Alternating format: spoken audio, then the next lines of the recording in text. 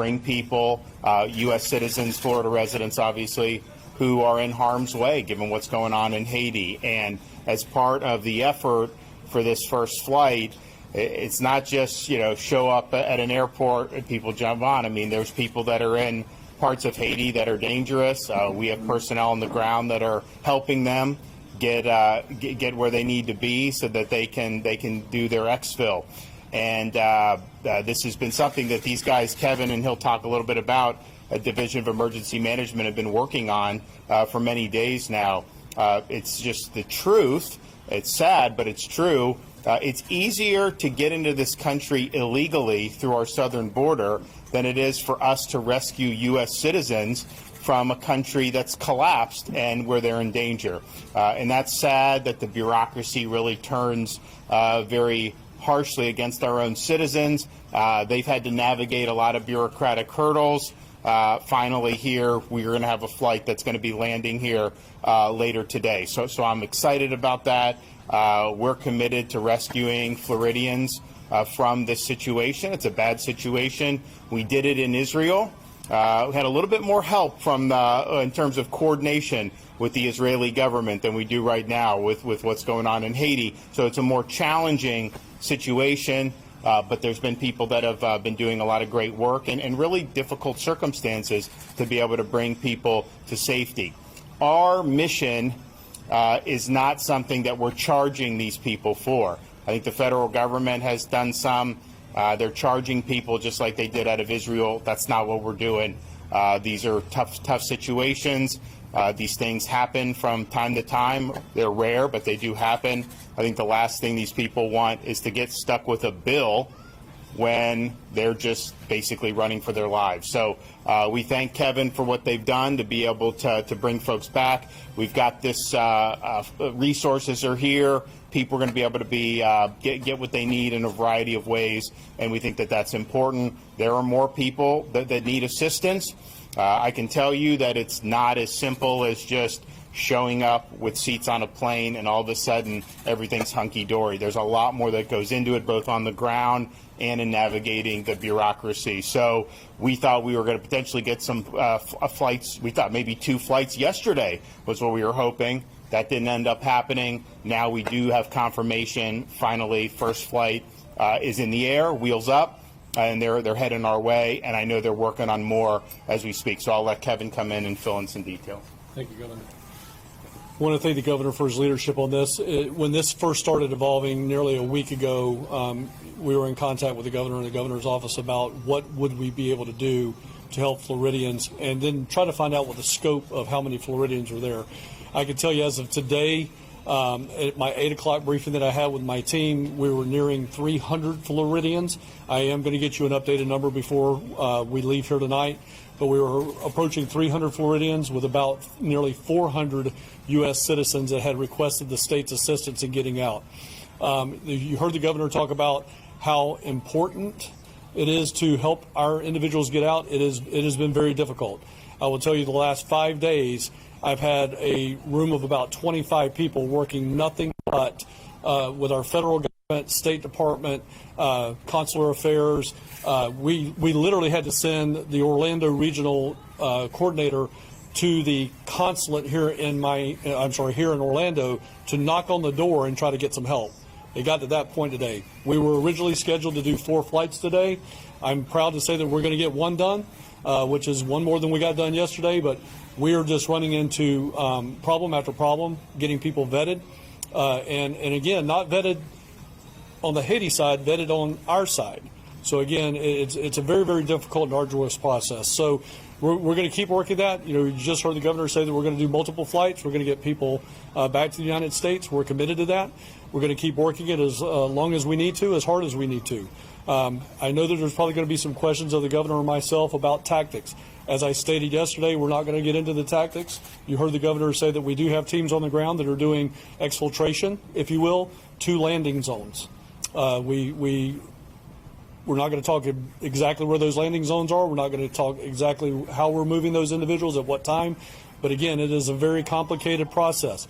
We today ran into a police roadblock trying to get people to the landing zone. So it is a very fluid situation. It is a very dangerous situation.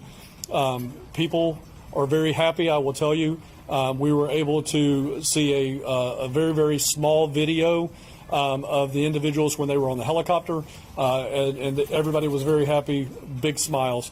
So we're excited that we're able to get this done. We're going to continue to be here for the mission. Thank you, Governor.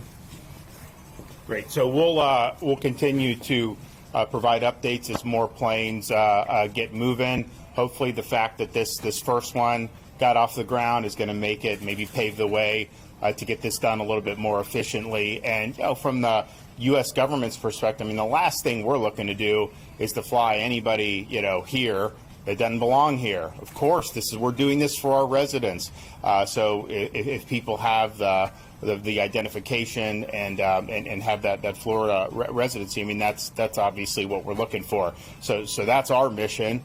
And I think that we want to just make sure that we can move this as quickly as possible. So this is just something that we do as a state.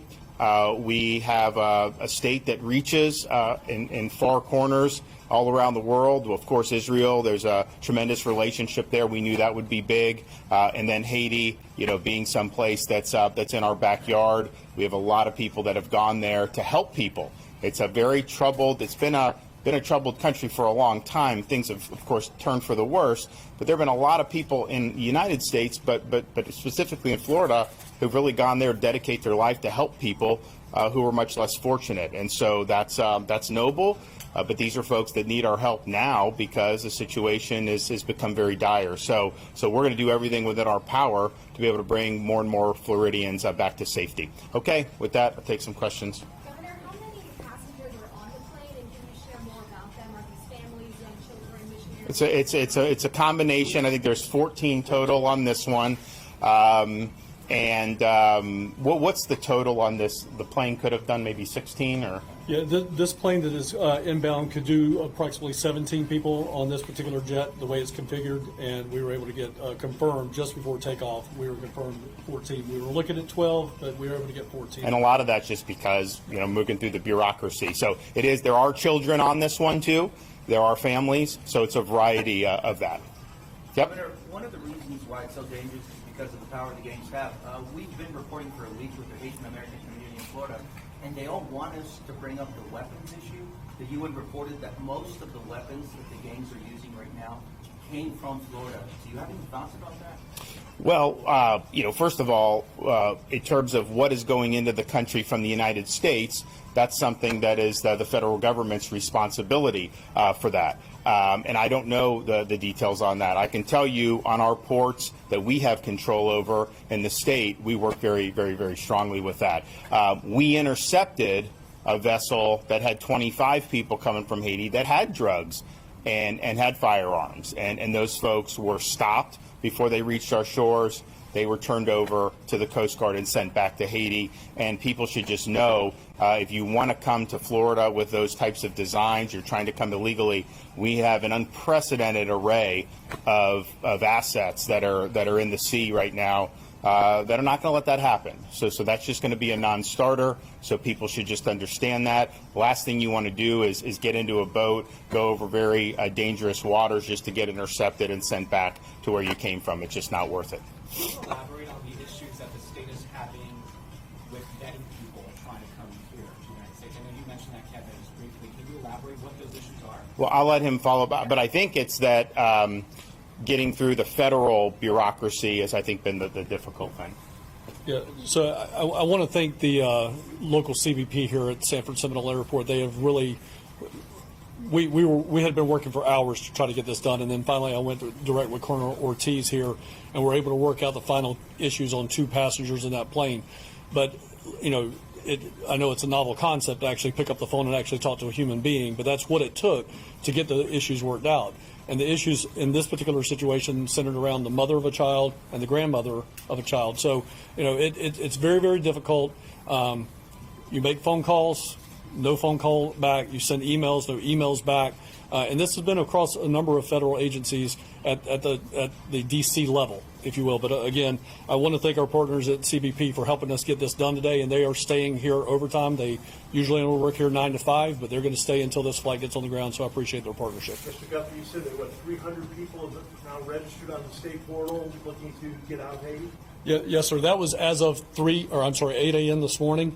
I am going to provide you guys with an update before I leave here tonight. I'm not leaving until everybody gets here, but I'll give you an update on what the actual numbers are. Any idea how many total people are in harm's way that are American citizens? Is that a number we didn't get our arms around? So we asked for that number from the State Department and asked them to try to verify it, because we had heard originally numbers like 150,000 with 81,000 U.S. citizens, 150,000 dual citizenship. We have been able to get that number down to what's actually contacted us, like I said earlier, about 300 Florida residents, probably a little bit more than that now, and somewhere around 400 U.S. citizens.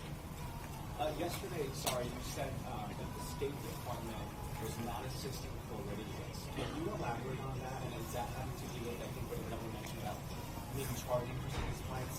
Yeah, I'll let the governor handle that soundbite, but I will tell you, we have been working nonstop. We have individuals that we're working with on the ground. They communicate with us via the internet on a website. We call them back. They pick up the phone. They tell us what's going on. They said that they have been trying to get on the Department of State list. They've been waiting on people to call them. I'll tell you, at a high level, our tactic and strategy is completely 180 degrees from what the federal government does.